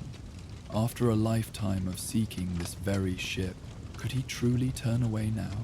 With decision made, he grasped his father's arm and allowed himself to be pulled aboard Skidbladnir. The moment his feet touched the deck, the world shifted subtly around him. The mist that had surrounded everything retreated, revealing a vast ocean beneath a sky ablaze with stars and dancing northern lights. The ship itself felt impossibly solid beneath him, more real somehow than the waking world he had left behind. Each plank radiated warmth despite the chill air, and the subtle scent of pine resin and sea salt filled his lungs with every breath. Harold clasped Leif's shoulder with a firm grip. "Welcome to the crew, son. We've watched your journey with interest." "We?" Leif asked, noticing other figures approaching. Some familiar, others strangers, but all regarding him with expressions of gentle welcome. A woman stepped forward, her silver-streaked hair bound in the style of Leif's youth, her blue eyes the same shade as his own. "You sailed well, my son," she said softly, even when the winds blew contrary. "Mother," Leif breathed, recognizing Astrid, who had died when he was barely 17. "I didn't expect. I thought only warriors and sailors would crew such a vessel." Astrid laughed, the sound like wind through summer leaves. "Do you think raising children and maintaining a coastal home while men were at sea required less courage or skill than handling a ship? The All-Father values all forms of strength." More figures emerged from the shadows of the ship. His younger brother Eric, lost to fever before reaching manhood. Old Bjorn, who had taught Leif to read the stars when he was first apprenticed to a trading vessel. Ingrid, the woman he had once almost married before the call of distant horizons proved stronger than his capacity for settling down. Each face triggered memories of connections made, and sometimes broken throughout his long life. "I don't understand," Leif said, turning to his father in confusion. "Why are you all here?" "Why am I here?" Before Harold could answer, a new voice spoke.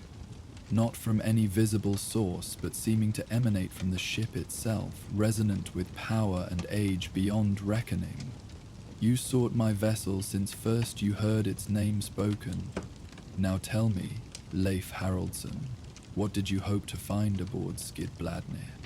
Though no figure appeared to claim the voice, Leif knew instantly who addressed him. He knelt instinctively on the deck, head bowed in respect. "Our father," he acknowledged. "When I was young, I sought glory and treasure, believing the legends that your ship held riches beyond imagining.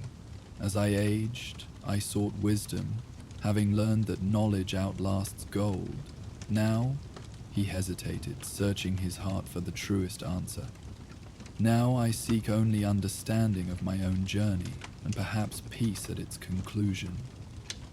A sound like distant thunder rolled across the waves.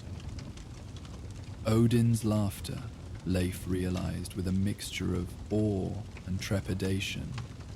"Honestly spoken," approved the voice.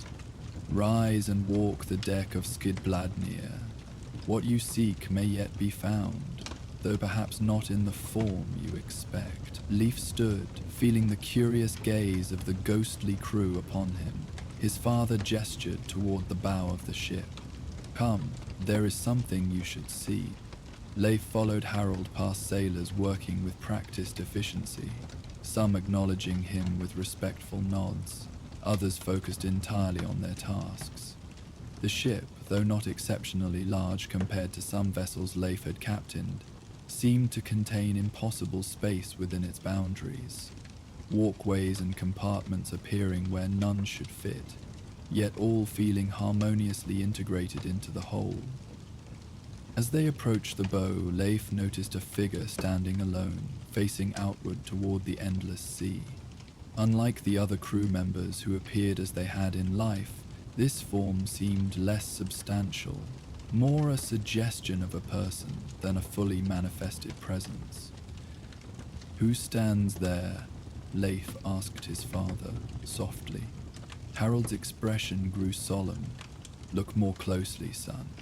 Leif stepped forward cautiously. As he drew nearer, the figure became more distinct. A young man with golden hair and beard, dressed in the practical garb of a sailor newly come into his prime. With a shock of recognition, Leif realized he was looking at himself, as he had been in his 25th year, when he had first taken command of his own ship. "How is this possible?" he whispered. His younger self turned, regarding him with eyes that held none of the uncertainty Leif remembered feeling at that age. Instead, they shone with a clear purpose and knowledge beyond his years. "We are all composed of many selves across our lifetime," said his father from behind him. The boy, the young man, the seasoned captain, the elder seeking rest, all exist together, though we typically perceive only one aspect at a time. The younger Leif spoke, his voice bringing a flood of memories. "I have waited here for you to complete the circle. Now the journey can truly begin." "What journey?" Leif asked, looking between his past self and his father. "I've spent my life journeying. I returned to shore seeking an end to wandering." His younger self smiled with gentle understanding. "The end of one voyage marks the beginning of another. That is the way of all things." Before Leif could question further, the ship beneath them stirred like a living thing awakening. The sail unfurled of its own accord, catching a wind that seemed to come from everywhere and nowhere at once. The crew moved with renewed purpose, securing lines and adjusting the vessel's course, without any visible captain giving commands. "We sail," announced Harold, his voice carrying the satisfaction of a man fulfilling his deepest purpose. "Take your place, son, and witness what you have sought all these years."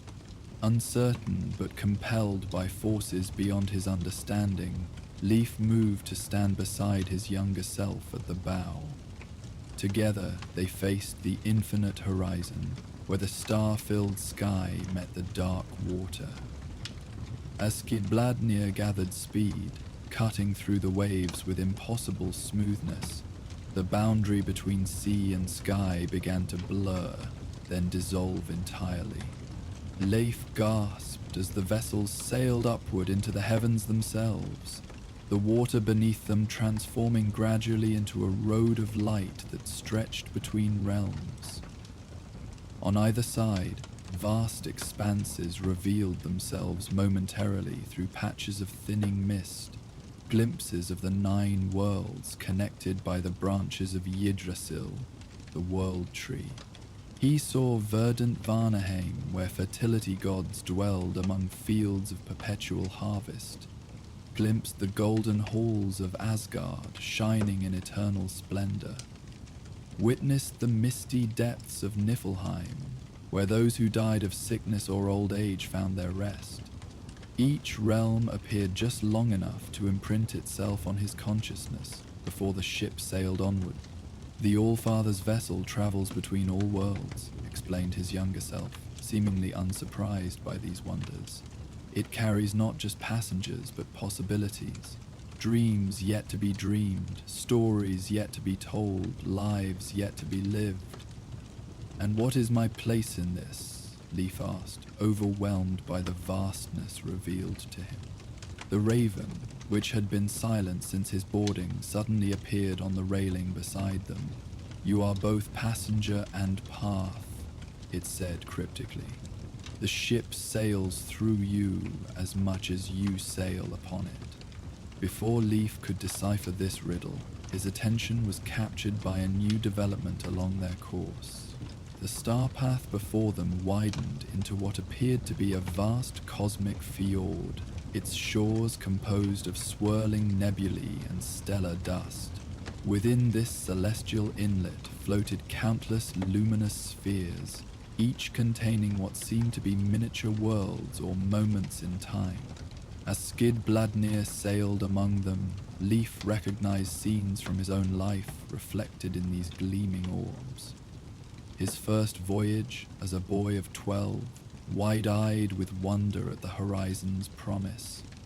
The storm that nearly claimed him at 30, when he lashed himself to the mast and refused to abandon ship while his crew escaped in boats. Quiet evenings in distant ports, sharing tales with sailors whose languages he barely spoke, but whose brotherhood transcended words.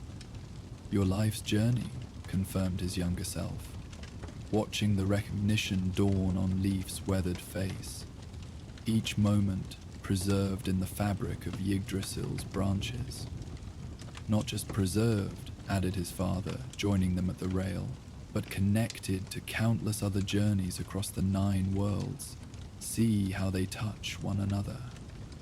Leif peered more closely at the luminous spheres, noticing how one particular orb contained the memory of a storm-racked night when he had guided his ship to safety through treacherous rocks, connected to another sphere showing a young family taking shelter in the very village where he had found harbor. Thin filaments of light stretched between these orbs, pulsing with gentle radiance. I remember that night, Leif murmured. We nearly lost the ship. I chose the narrower channel rather than risk the open sea. And because of that choice, his father explained, your vassal brought needed supplies to a village suffering after a harsh winter.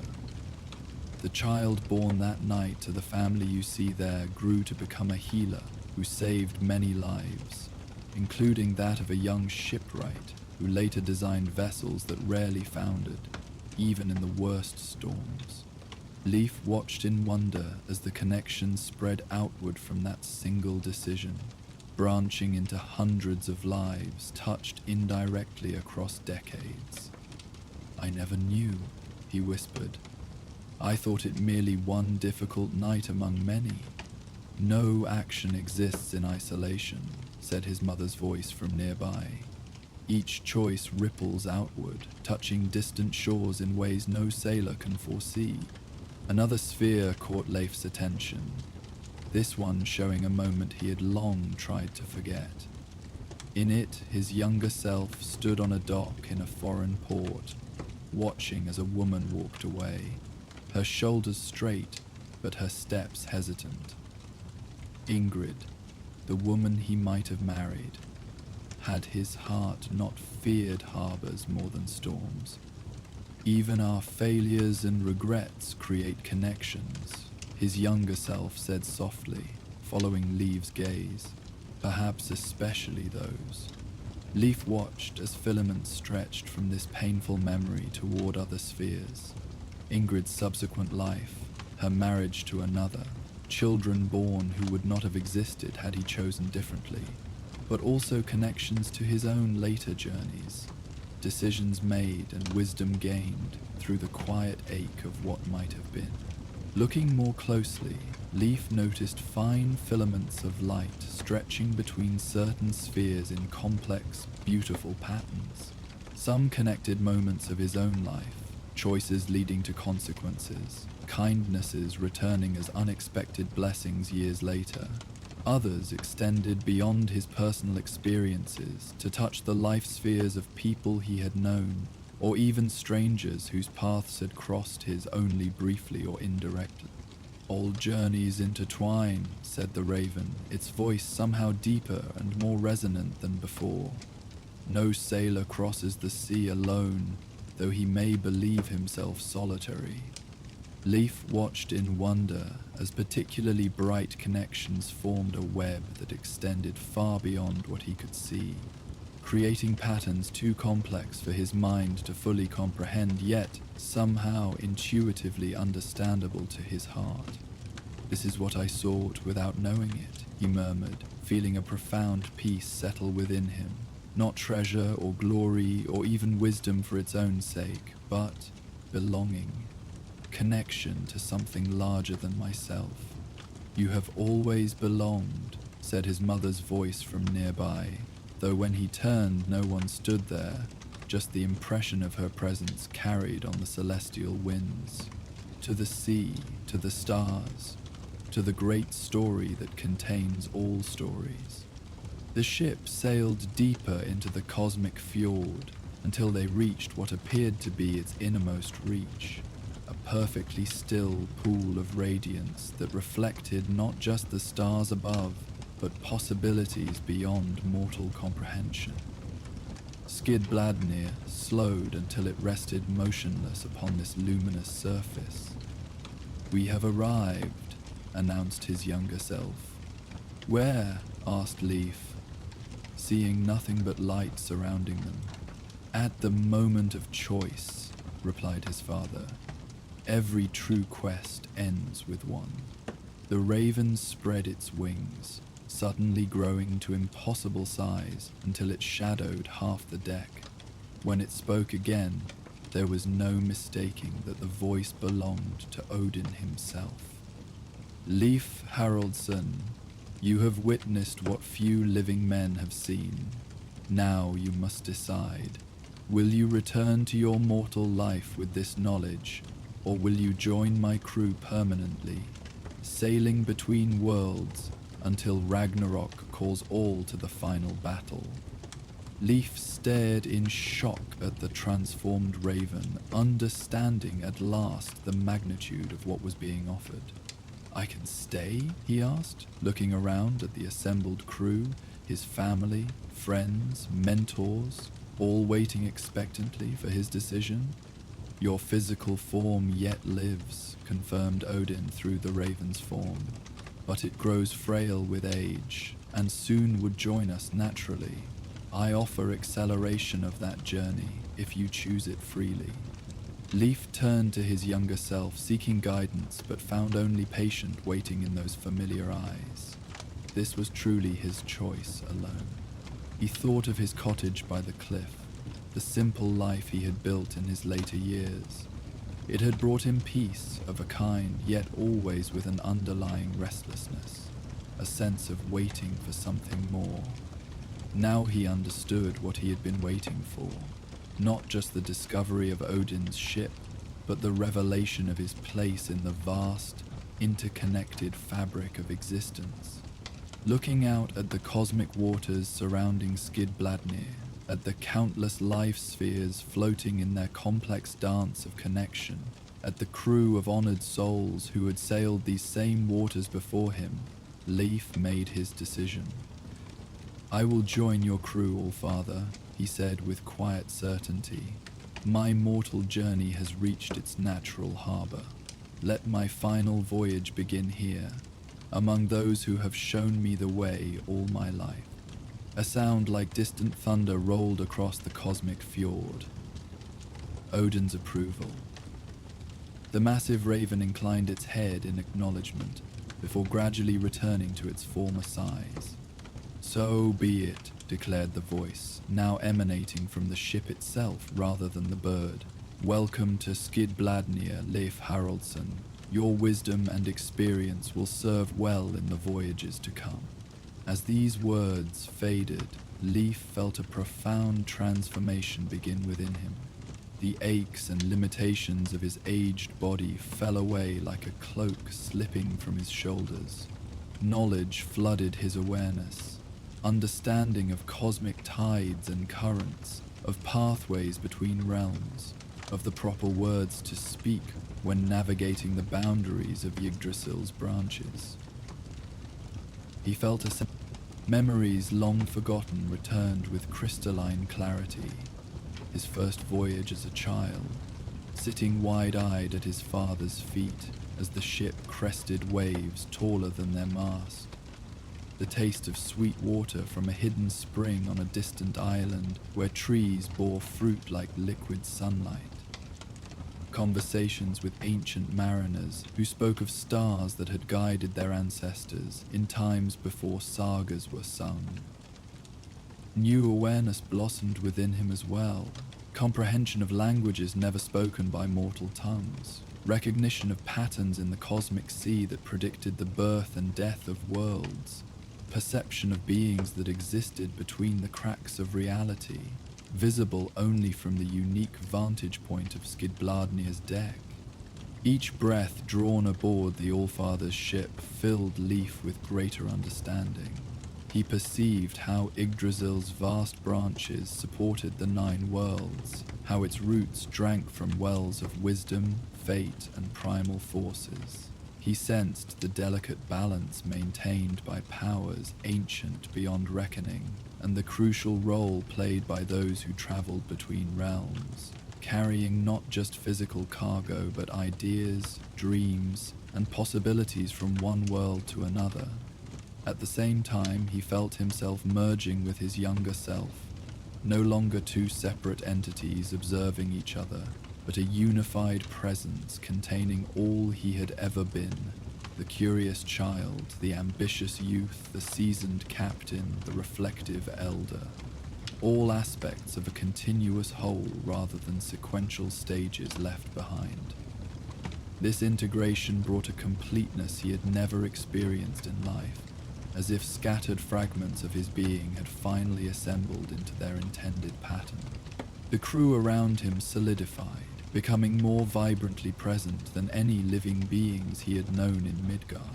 Their voices carried harmonies impossible in physical realms, their movements left traces of light in the cosmic air, their eyes held depths that suggested they too had undergone the same transformation he now experienced. Harald clasped his shoulder, his touch warm and real. "Well chosen, my son. Now come. There is much to learn before you take your place fully among us." As they turned from the bow, Leif caught one last glimpse of the life spheres floating in the cosmic fjord. Within one, he saw his cottage by the cliff, his physical body lying peacefully on the bed, surrounded by 9 runestones. A small smile graced those aged lips, and he knew that those who eventually found him would think he had passed quietly in his sleep, his expression suggesting pleasant dreams. The truth was both simpler and infinitely more complex.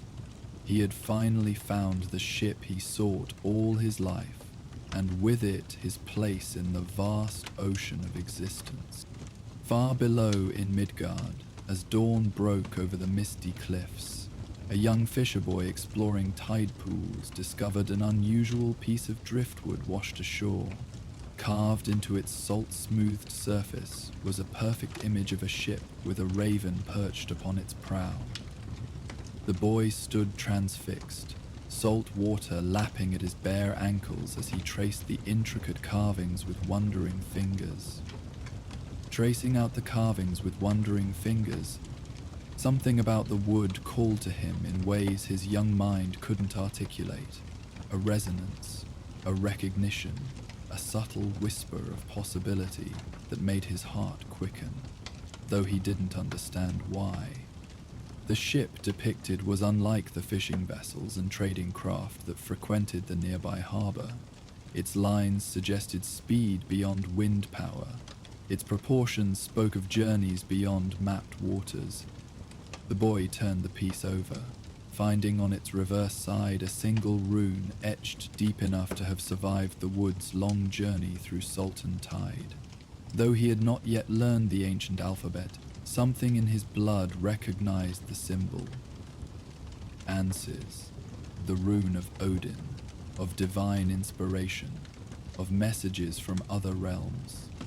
A sudden breeze ruffled his hair, carrying the scent of distant lands and possibilities beyond his familiar shore. For just a moment, the boy thought he heard a whisper. Words in a language he shouldn't understand, but somehow did. "Begin gathering now, young seeker. Your map awaits assembly." The moment passed, leaving him blinking in the strengthening morning light. Without fully understanding his actions, the boy carefully wrapped the driftwood in a scrap of cloth from his pocket and placed it in his leather pouch. He would find a special place for it in his small collection of sea treasures. The unusual shell, the strangely shaped stone, the fragment of what might be ancient amber. The boy carried it home, fascinated by the craftsmanship, unaware that he held the first piece of a map that would guide his own journey in years to come. A journey that would eventually lead him to stand upon these same cliffs as an old man, completing a circle begun this very morning with a piece of driftwood sent by a sailor now sailing cosmic seas aboard Skidbladnir. For Skidbladnir's voyage continued eternally, and the crew of the All-Father sailed on through the cosmos, through dreams, through stories whispered by the wind to those with hearts open enough to hear them, guardians of passage between worlds, collectors of worthy souls, keepers of wisdom earned through lives well sailed across the vast and beautiful sea of existence. In the endless, star-filled night, Leif took his place at the rail beside his father and mother, his younger self now fully integrated with his elder wisdom. The raven perched nearby, watching with eyes that reflected universes. Before them stretched infinite possibilities, countless realms to explore, and the peace that comes not from the end of journeying, but from understanding at last its true purpose. "Where do we sail next?" Leif asked, his voice now carrying the same timeless quality as the others. Harold smiled, pointing toward a distant nebula glowing with colors no mortal eye could fully perceive. "Wherever the All-Father directs, son. The worlds are vast, and there are always more dreamers seeking paths between them." Leif nodded in understanding and contentment as Skidbladnir's sail filled with cosmic winds. The golden ship moved forward into the infinite night, carrying its crew of honored souls toward horizons beyond mortal imagining. Not an ending, but a continuation. Not a departure, but a homecoming long awaited and finally perfectly achieved. Our Viking tale has now concluded. You will now hear the peaceful sounds of a crackling fire and gentle ambient noises that will continue throughout the night without any interruptions, helping you drift into a deep and restful sleep. May the stars of the northern sky watch over you, and may you find peaceful rest until the morning light. Sleep well, and good night.